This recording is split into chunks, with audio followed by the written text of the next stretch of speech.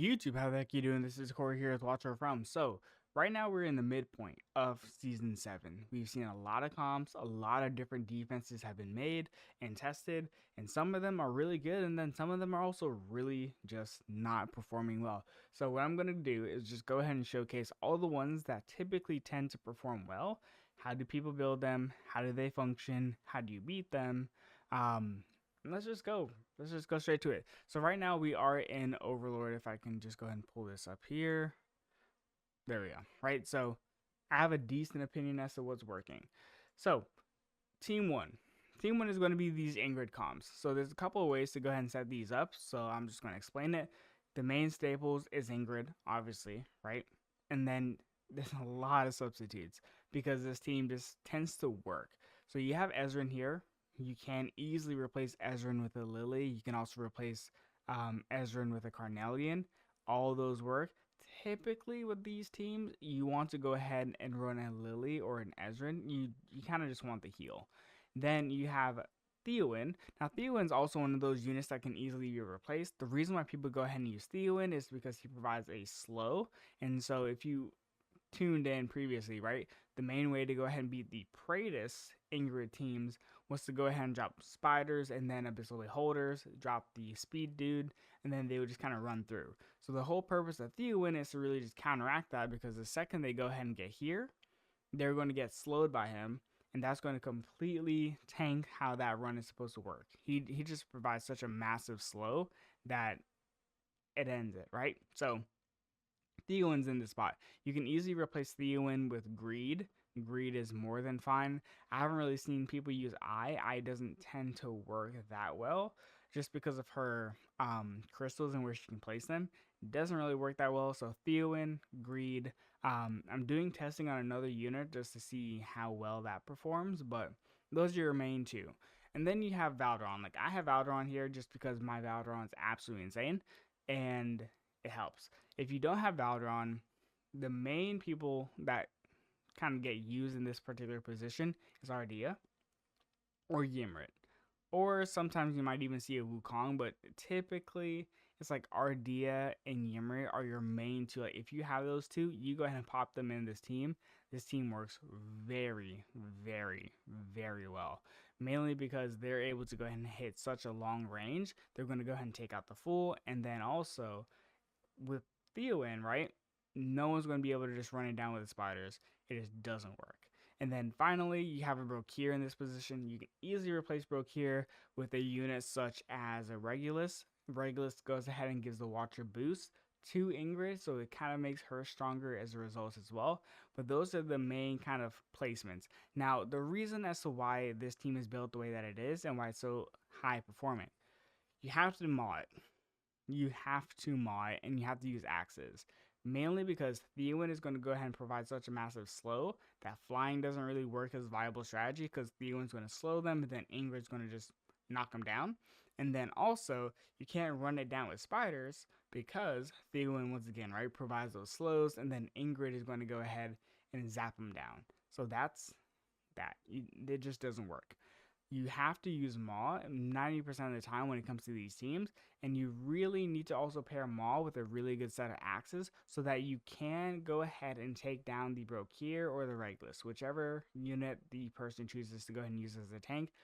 That's your goal. So to beat these is relatively standard. It just comes down to BP. The first thing you do is you go ahead and drop Maw. The second thing you do is you go ahead and drop the Fool, so you get the shields on the Maw. The third thing you do is go ahead and drop axes and then a healer, and then they should go ahead and proc the first set of shields if your Maw hasn't already done so. You repeat the process, and then ideally you go ahead and take down Brokir. Once you do that, if Ingrid's A3, she's going to be around that time fully charged up, and she's going to dissipate, because once she gets 5 orbs, she becomes super strong. Then she kind of scales back down to 0, then continues after she gets to another 5 set of orbs. She should reset by that point, and you repeat the process, and your axes should take out whatever secondary unit is right here, and then you drop your dogs, and then it's GG, right? So that's the process, and if you have enough BP, it'll work. So let me just go ahead and hop out of this. And the reason why I have Valdron there is because my Valdron is supposed to just go ahead and take out them all every single time. So this is going to be the next team that is pretty high performing. Now there's not many variations to this team, maybe a little bit of variations in terms of placement, but that's really all you're going to primarily see. You're going to see one of two healers. So this is going to be the setup. You are going to run a Torador, you're going to run a Wukong, you're going to run a Hotset, you're going to run an Ajax, and you're going to go ahead and run a Lily. If you don't have Lily, but you have Carnelian, or everyone has Lily, but if you have Carnelian, that's probably your better bet to go ahead and use Carnelian in this particular spot. Reason being is if you put her, and this is the most important thing with Carnelian, put her in 600 attack speed, and then Carnelian is just going to start shooting out those orbs and getting to Hotset, right? So that's how it works. It's super valuable. If you don't have Carnelian, which I don't, you go ahead and still put your Lily here, and she's going to provide protection to all of these units right about here, right? This entire area is covered. And then also Hotset, even though she's not covered by Lily's ultimate or her passive, right? What's going to happen is you're forcing your enemy to go ahead and invest either Garnet Guards or double mages or whatever, and it typically doesn't work because Hotsa is going to have at least about 50 seconds of invulnerability because she's going to be in her shadow phase, and so you're just wasting down the clock at that point. So typically this is the best way to go ahead and build a team like this. Used to have the teams built like this, like in this particular area, but you'd have Torador, Wukong, Arrogance, Healer, Hotset. That's typically how those teams are built. They just weren't performing well. It's just very easy to swarm them. So whenever you see a team like this, there's two ways. You can go ahead and fly over it if you have very strong flyers. That is one potential way to go ahead and beat this. But you're kind of banking on RNG and you having really high BP.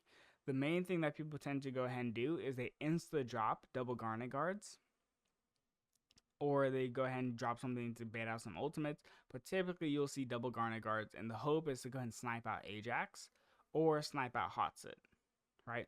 Because at that point, Hotset's no longer going to be covered by her shield, or like her passive shield.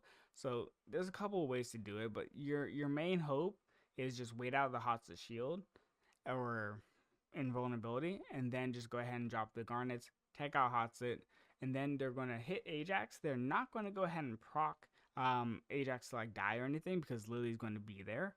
But then you go ahead and you start your swarm process because now Hotset's gone.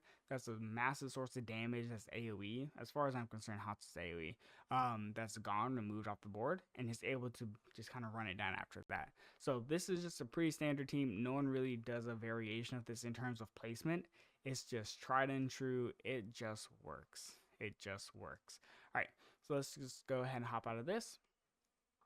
And then the final team that you'll typically see in these in this current meta, unfortunately, I don't have the ability to build it, but let me just kind of rudimentarily set it up here.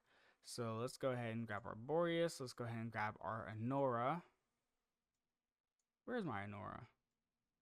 Let's go ahead and filter for her. She's cultist and she is a mage. There we go. And then let me just also grab a tank here, because it can honestly be any tank. It doesn't even matter because I don't have the unit. And then we're going to go ahead and grab our Ezreal or Lily. And this team is going to be a Lily because we just did that.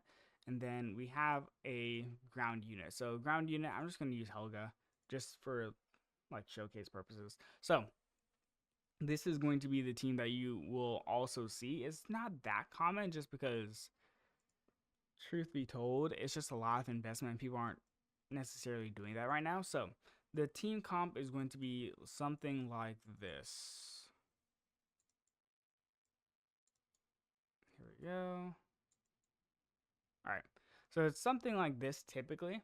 You can even go ahead and alternate these two units right here, where you go ahead and put Anora here and then Boreas here. Typically, this is a little bit better. So here's the comp. Instead of Crowdor, this is going to actually be Cyrus. So people will go ahead and put Cyrus here, facing backwards. Boreas will be here. Anora will be up here. This is why she's up here.